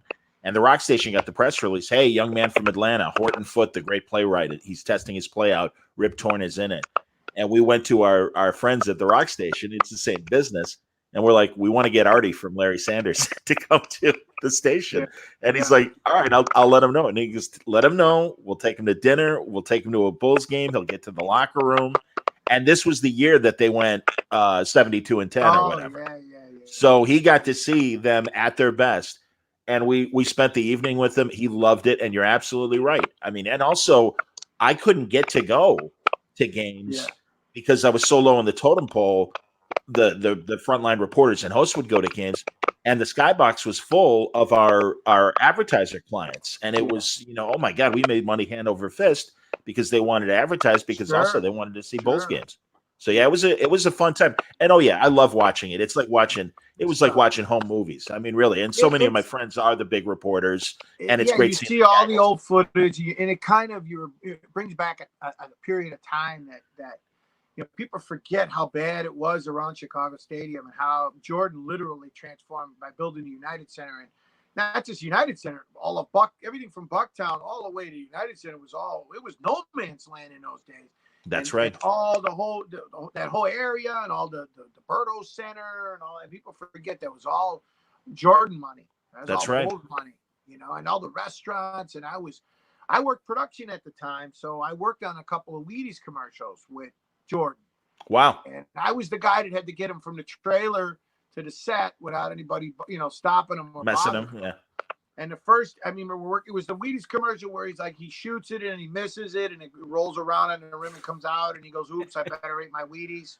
Anyway, so sure. I worked on 3 of those with him, and we weren't pals. We didn't hang out and talk about, 3-finger McGillas or any of that shit. But first day, he pulls up in a red Testarossa, and hey, how are you? And I was the guy that had to keep him from people wanting to stop and bullshit. Sure. Super nice guy.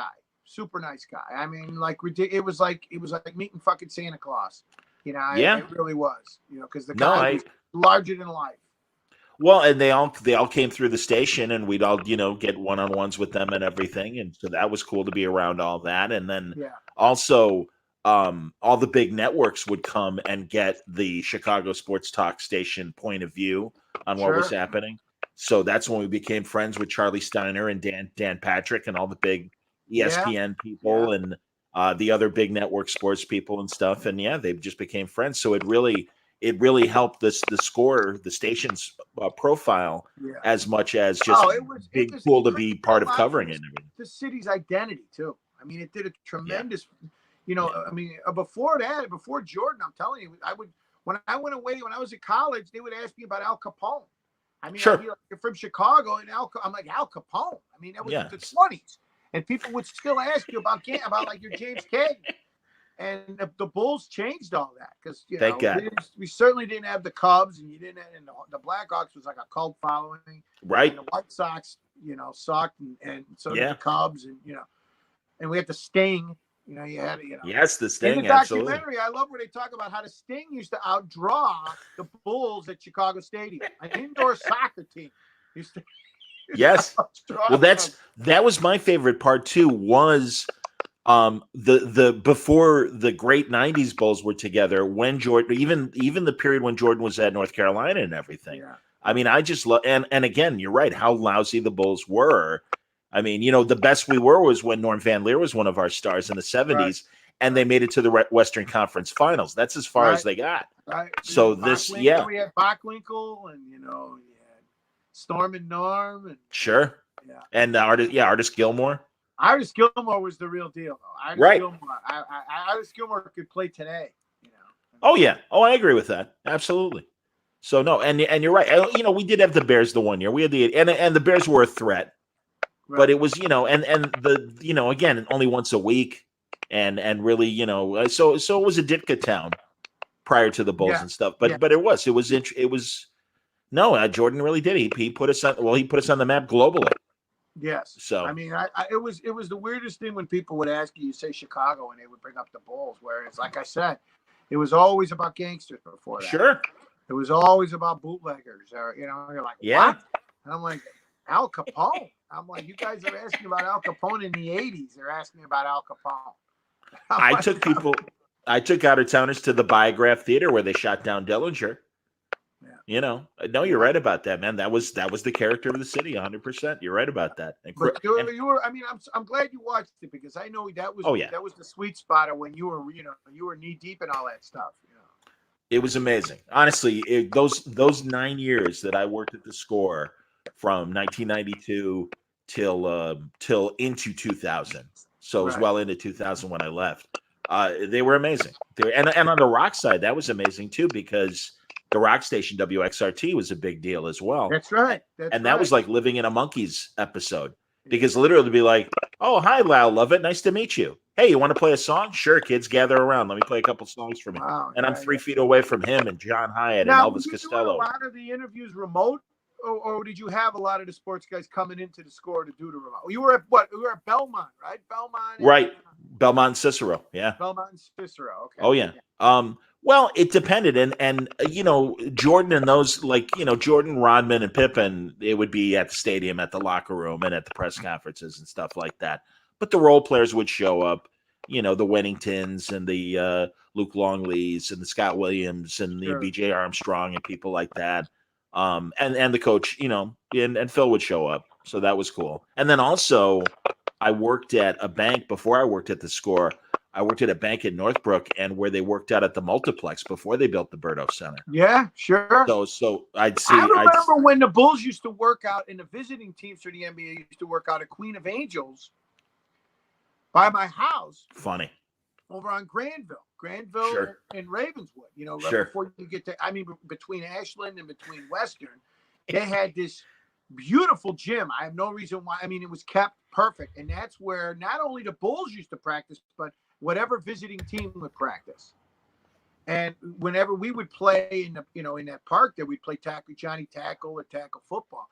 Sure. You'd see a bus pull up, and you'd see all these and nobody cared about the NBA when I was a kid. It was right.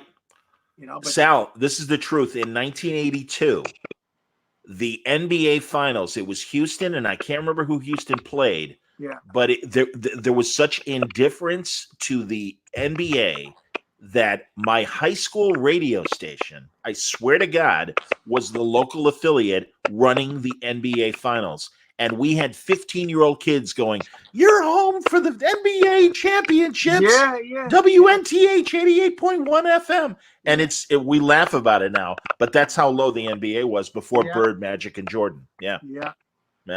It's like hockey. When you look at hockey, even you could walk up and just buy. You never had to buy. Oh, yeah. There was no Ticketmaster anyway, but you walk up to the box office and like, where do you want to sit? Well, and also, Wirtz took the team off of free TV and put it on, pay TV back then. Hawk Vision. Yes, Hawk Vision. He wanted us to pay. Yeah. Right. So you either had to go to a bar where the bar would pay for it, and you'd go watch a game at a bar, or you had to pay pay-per-view, and it was only to get the Blackhawks and the White Sox because they were on the same package. And you're right. Or you'd walk up, like you said, to buy a ticket to the game. And remember the Blue Line? The Blue Line was like kind of the anti-Blackhawk ownership underground newspaper that would shit on the Blackhawks. Well, Wirtz was the worst. He was absolute worst. Dollar Bill Wirtz. Dollar Bill Wirtz. And I knew a lot of guys. I think it was the Blue Line. There were a lot of guys because I knew the main guy who ran the Bill Wirtz, Dollar Bill Wirtz thing, because he used to sell the Hawks jerseys that had the dollar sign on the back instead of a number, and it was Wirtz. It was his hockey jersey. And Wirtz got so pissed at those guys. Whenever he would sit in his box, any guy he saw with that jersey, he would have the Andy Fran throw him out. So these guys would buy 2 tickets. They'd go in, they'd turn their jersey inside out, they'd get thrown out, then they'd come back in with another, And it was that time, and it was like that's how petty that asshole used to be. Oh yeah. And I have to say, in fairness, Rocky, and I forget if that's Bill's son or grandson. Yeah. But the current Wirtz that owns, obviously it's a 180. He understood. They opened things up again away. And also built an incredible Stanley Cup winning team. Yeah. That absolutely all is forgiven in the current era with the Blackhawks and stuff, and it's well, he also Wirtz. People forget Wirtz kept Milwaukee, from getting a hockey team. That's right. It was conflict of too close. Yeah, too close. And it was one of those things where he was the real deal of being an asshole with that, how cheap he was. Well, and also that was the NHL, for being the 4th major league as far as popularity goes. Those owners, and especially those original 6 owners, when there were only 6 teams in the NFL, they were massive sports power brokers. And certainly, hell, in the 50s into the early 60s, the Wirtz owned the stadium, the Chicago Stadium. They owned a controlling interest of Madison Square Garden in New York. They owned the Detroit Stadium, and they owned the St. Louis Arena. So they had a lot of big venues Yeah. in major cities. And of course, as you know, being a fight fan and stuff, they controlled boxing from the time that Joe Louis retired So it to wasn't. No, Sonny Liston. it wasn't just the father. What? It was his father too, or went back a couple generations, or Well, it was Arthur Wirtz. It was Right. it was Bill's father, Arthur, and it Okay. was and his partner was Jim Norris of the Norris division. Okay. So yeah, no, these guys were the big sports brokers, and Norris's family and the Wirtzes as well. Their money came from alcohol, from grain, and in fact, Arthur, or it was either Arthur or it was Arthur's father, when the Russian Revolution happened in 1917, the then Wirtz that was running things is like, oh, really? They're communists? Well, then they don't get grain from us anymore. Nice. Yeah. And literally the United States government's like, okay, you can't do that. Right. They're like, we got to maintain some level of relations and stuff. Please sell them your grain. Yeah. So, but also, I mean, I lived in a Wirtz apartment right on right along the lake. I forget the street right now. Yeah. But not too far from where Studs Terkel lived, actually. Okay. But yeah, I mean, so no, they're a powerful family, man. Still a powerful family. Very interesting. So anyway, Sally, good talk, man. I love this. Real fast, what do you think about Mike, Iron Mike making a comeback? That's so funny. People keep asking me, and I've seen it as well. If people don't know what, some of those videos of him working out, man. I mean, that's scary. Yeah, and listen, he looks great working out, but as you know, Sal, there's a big difference between a controlled environment of a gym. All he needs is 3 rounds. I mean, he never. Yeah, you know. I know, but also. But John, don't forget about what George Foreman did. I understand. Yeah, but also Foreman did it when he was 48 years old. Tyson's 54 or 55. Okay. No, you're right. I mean, I watched those videos, and you're right. It's a 2-minute video, or not even. Right. But my God, it's oh no, he looked scary. Sure, and I'm glad that he's doing it, and I'm sure it's going to be an exhibition, and he's talking about fighting Holyfield, and God bless Holyfield, man, 57 years old, he's in great shape. He's in great shape still. So God only knows. It's pretty scary. But it's, and also 54 and 57 now is not what it was when we were little kids. Right. And can you imagine our uncles, 5 packs a day, trying to do some of this shit now? I can't. So now I can't even bring in the groceries anymore. I hear. Yeah. I'm like, I understand. My kids are like, pick me up. I'm like, no, man, those days are over. I know.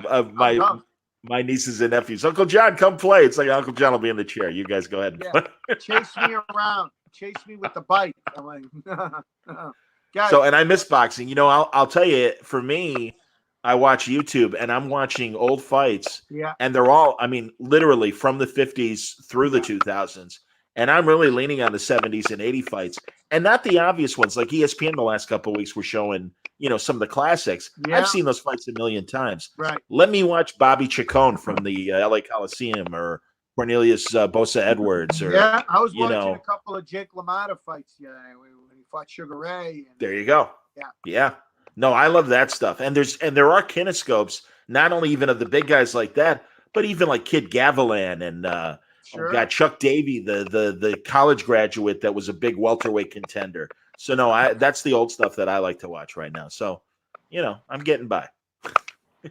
I forgot about the boxing connection. That's right. Oh yeah. So, well, Sally, this was great.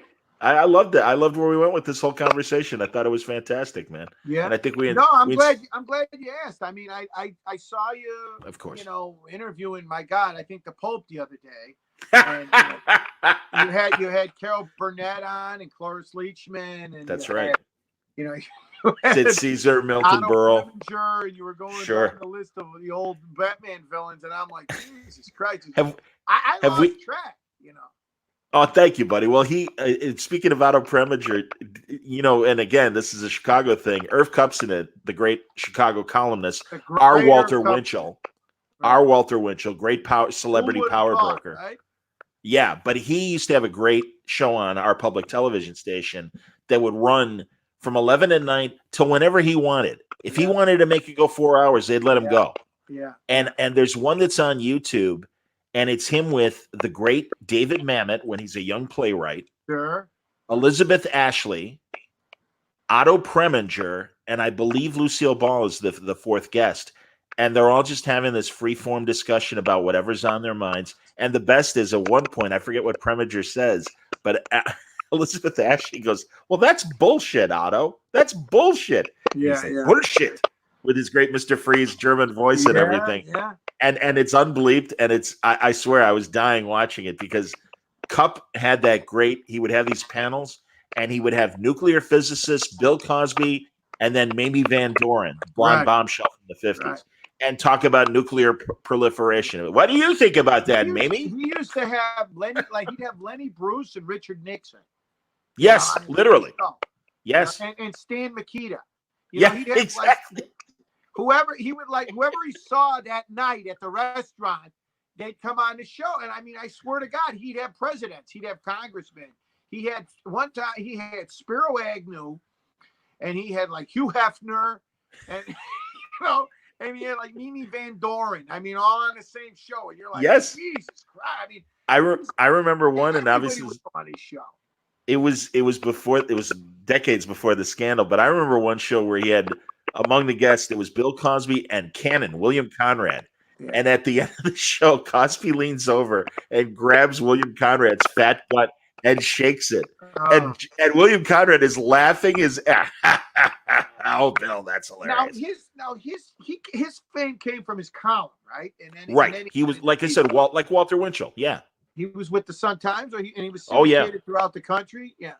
I don't know if he was syndicated or not, but no, his Sun-Times. And again, he started when it was still train travel, really before coast-to-coast airplanes were happening. He was a football player, right? I mean, he originally. Yes, he was, and he also was he was a Bears, and he and Brickhouse used to do the Bears games.